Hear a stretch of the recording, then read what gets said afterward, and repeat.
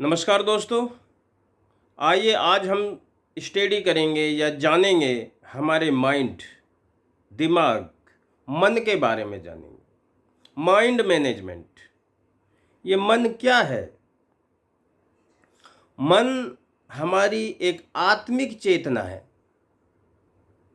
इसमें अपार शक्ति है, अपरंपार शक्ति है।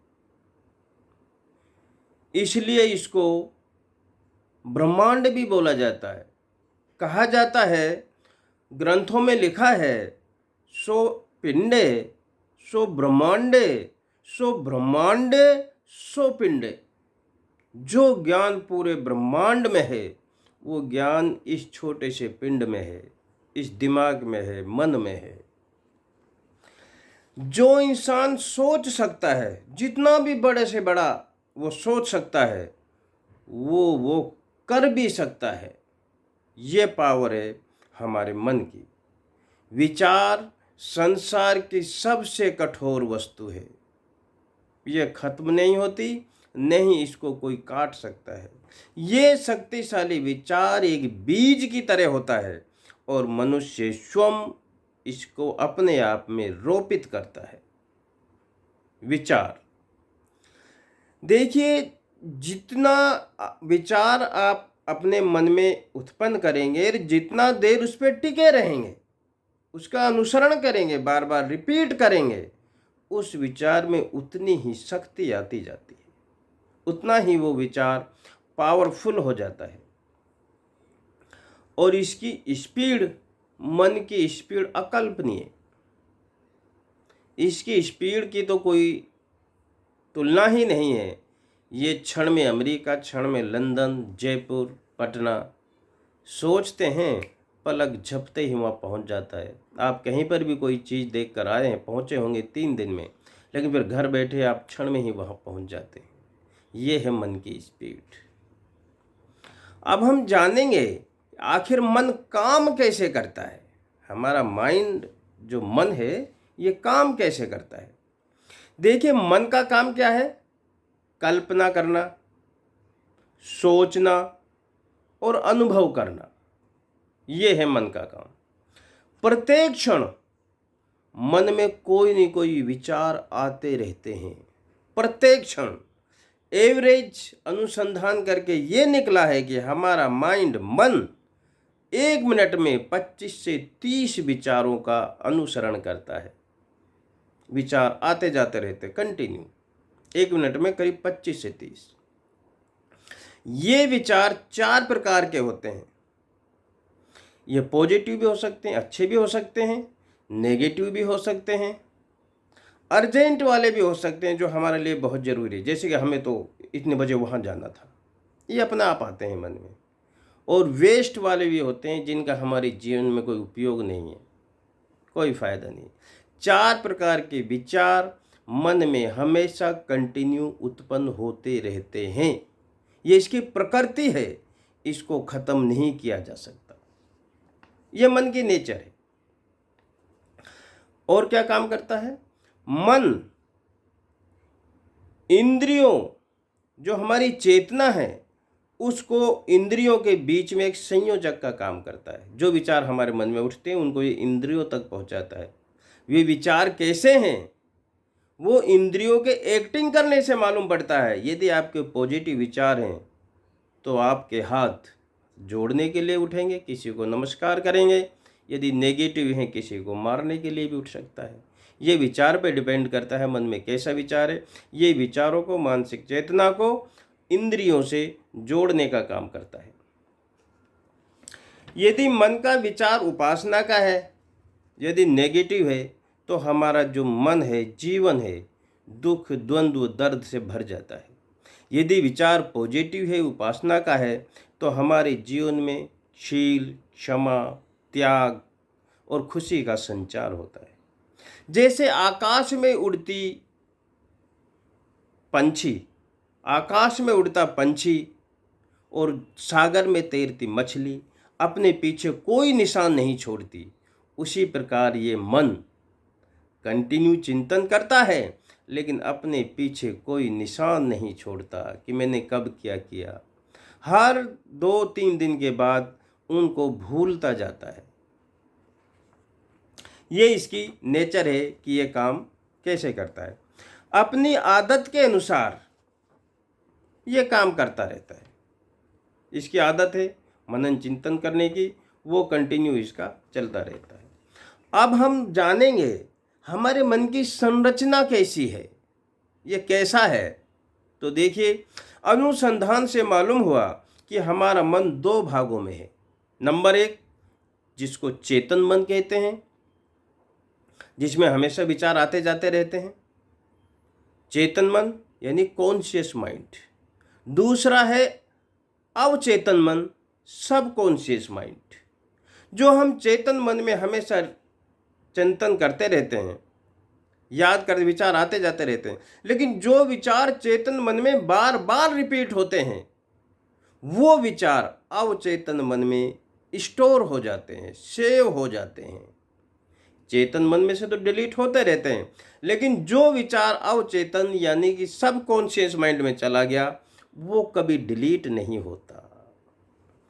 जो हम बार बार रिपीट करेंगे चेतन मन में, वो सब कॉन्शियस माइंड में चला जाता है। अब वो पॉजिटिव भी हो सकता है, नेगेटिव भी हो सकता है, अच्छा भी हो सकता है, बुरा भी हो सकता है, अर्जेंट भी हो सकता है, वेस्ट भी हो सकता है। ये आप पे डिपेंड करता है कि आप क्या रिपीट कर रहे हैं, बार बार किसकी संगत में बैठ रहे हैं। अवचेतन मन जो बार बार रिपीट होता है चेतन मन में, वो अवचेतन मन में चला जाता है, मन में रिकॉर्ड हो जाता है, जैसे किसी कंप्यूटर में फाइल सेव हो जाती है।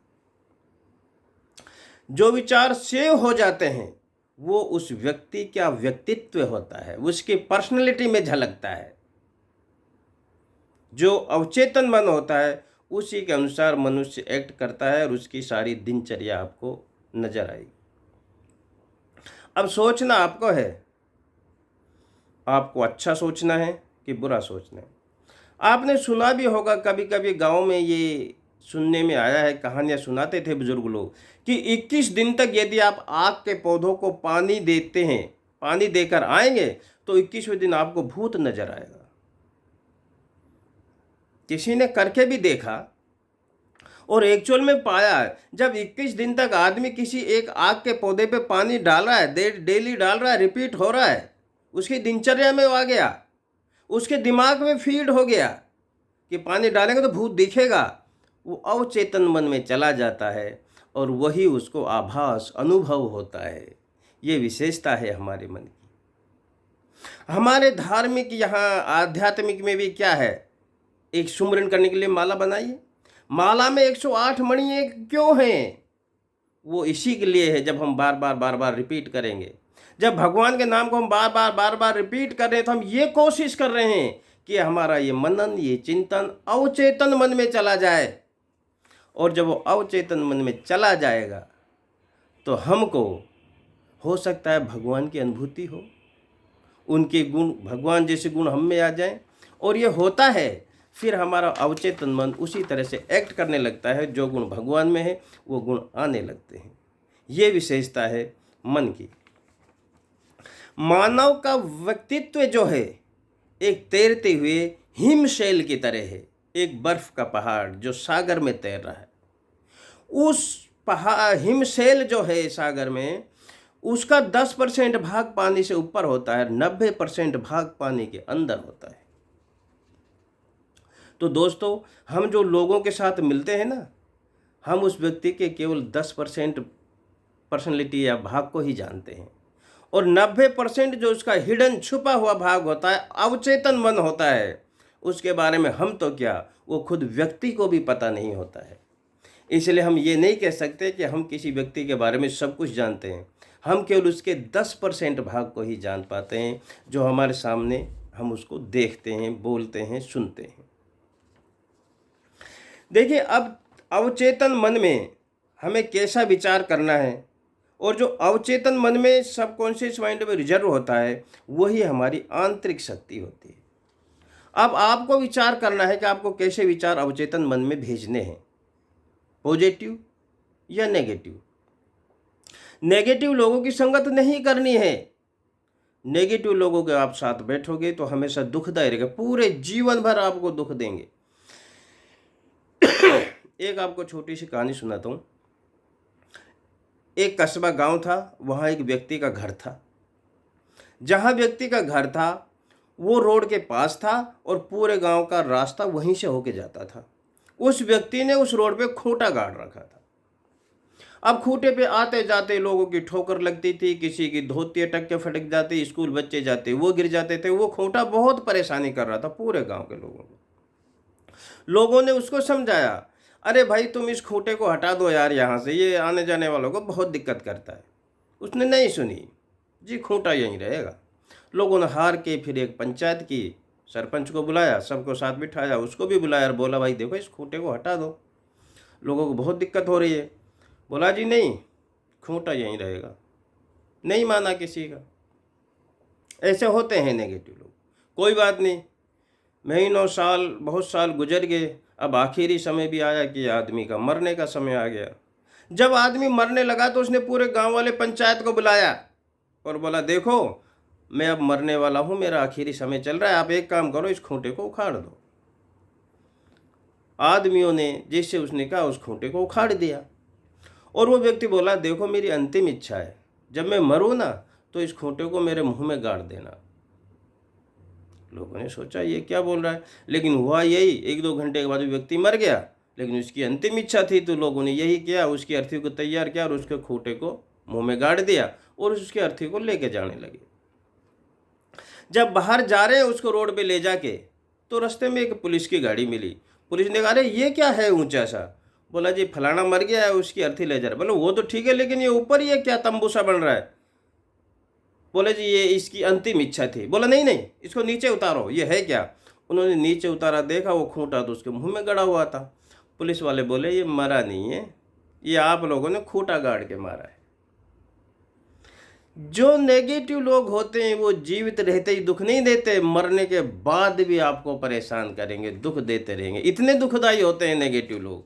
इसलिए कभी भी नकारात्मक लोगों के साथ दोस्ती ना करो, उनसे ज़्यादा घुलो मिलो नहीं, क्योंकि उनकी नेचर तो ऐसी है, ये उनकी नेचर अवचेतन मन में है, उसको वो भूलेंगे नहीं। इसलिए भलाई इसमें है कि उससे अलग रहें। जो पर्सन सबकॉन्शियस माइंड में होता है, जो हमारे मन में होता है, उसको ख़त्म नहीं किया जा सकता, डिलीट नहीं किया जा सकता। एग्जाम्पल, जो लेडीज है जब प्रसव पीड़ा होती है उसको असीम पीड़ा सहन करती है, लेकिन ठीक होने के बाद पुनः फिर उसी पति के साथ सहवास करती है।